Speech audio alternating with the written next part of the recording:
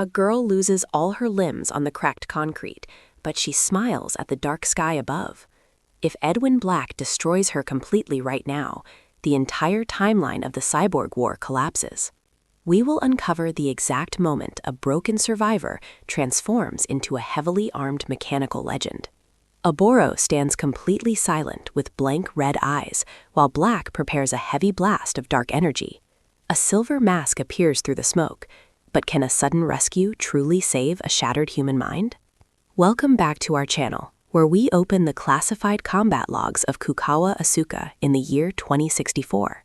She replaces her shattered biological structure with weaponized steel to fight the Nomad faction alone. If you want to see how advanced robotics meet pure retaliation, hit the like button and subscribe now. The strangest detail in her file shows she rejected all pain suppressors during the metal integration. The military group believes she perished in the debris, yet a localized energy spike suggests otherwise. Gosha village prepares to burn under the harsh military occupation led by the ruthless commander. Asuka calculates her revenge path while the mechanical joints fuse permanently into her nervous system. She calibrates her new metallic hands, gripping a heavy cannon that will vaporize the enemy forces. With her humanity fading into the steel frames, will she become the exact monster she swore to destroy? Back in 2064, Asuka trains inside the Koukawa compound, surrounded by thick stone walls and pine trees. Oboro teaches Asuka how to hold a wooden training sword and strike the solid combat dummies precisely. Suddenly, Edwin Black leads the hostile Nomad soldiers to kick down the wooden gates of the compound. They carry automatic rifles and fire continuously into the wooden houses until the structures collapse. Black raises his hand to blast the stone defensive towers, proving the absolute disparity in their power. Oboro swings her steel katana at Black, but the ruthless leader blocks the blade with his bare forearm. A heavy strike sends Oboro into the dirt, and the soldiers throw her unconscious body into a transport. Asagi intercepts a convoy days later to retrieve Asuka, hiding her inside a highly secured bunker. Asuka watches the iron door closely every single night, but can a powerless child truly avenge her clan?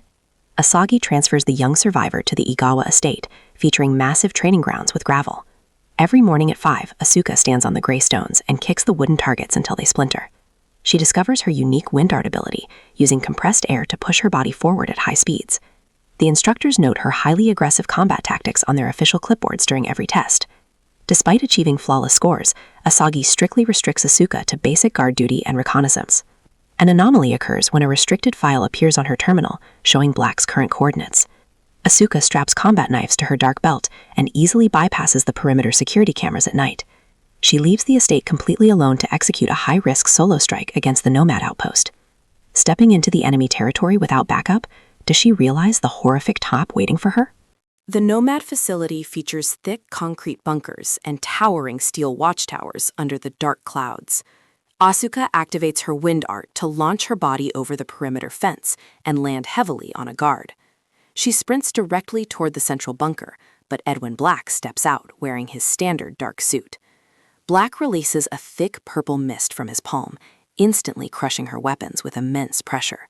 The brutal force permanently detaches her limbs, leaving her immobilized on the gray concrete floor.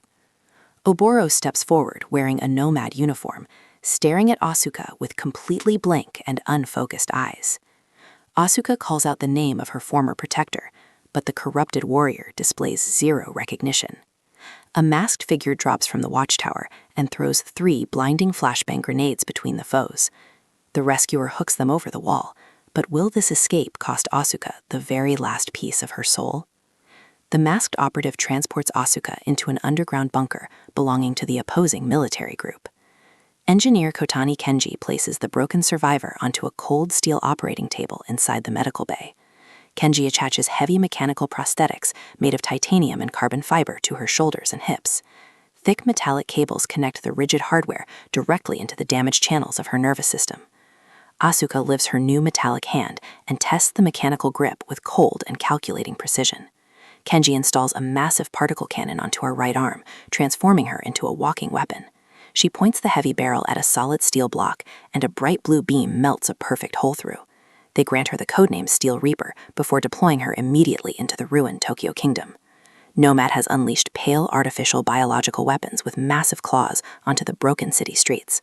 Asuka utilizes her compressed air thrusters to fly rapidly across the crumbling brick buildings above. She lands heavily on a crushed car and fires her machine guns to tear the aggressive targets to pieces.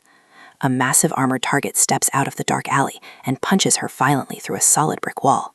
Asuka stands back up while dangerous blue electricity sparks wildly from her damaged left metallic arm. She completely ignores the sparking wires and overcharges her heavy cannon to generate maximum firepower. A massive energy blast incinerates the giant enemy instantly, ending its life without any hesitation. The extreme weapon recoil significantly damages the delicate titanium joints inside her cybernetic shoulder. She resets her internal systems and continues her lone patrol through the burning ruins of the metropolis. Every step she takes crushes the debris beneath her heavy metal boots, leaving a trail of destruction. Her mechanical upgrades clearly grant her overwhelming power, but the strain slowly breaks her human core. Facing an endless army of biological horrors alone, how long until her mechanical body finally shuts down? During a supply run in an abandoned warehouse, Asagi blocks the main exit and demands Asagi to return. Asuka activates her arm blades and firmly declares her absolute status as a fully operational combatant. Steel hits steel as they clash, but Asuka kicks a smoke canister and escapes through the glass skylight. Months later, heavily armed transport helicopters hover over Gosha Village to launch a massive invasion. Asagi receives the distress signal and uses her jet thrusters to fly back toward the burning compound. She punches a metal transport truck to free the captured students, forcing the soldiers to retreat fast. Edwin Black walks out of the main hall, and Asuka immediately fires her particle cannon at his position. Black deflects the beam with dark energy and lands a devastating counterattack that cracks her chest plate. The masked rescuer pushes Asuka into an escape pod, but who will survive the incoming massive explosion? Asagi solders the broken wires inside a hidden garage and loads fresh energy cells into her heavy cannon. She discovers the location of Black's central fortress, a massive steel structure built into a mountain. Breaching the main entrance with high explosives, she confronts Oboro, who stands blocking the corridor. Asuka throws a specialized electromagnetic mine to disable the neural control device on Oboro's collar.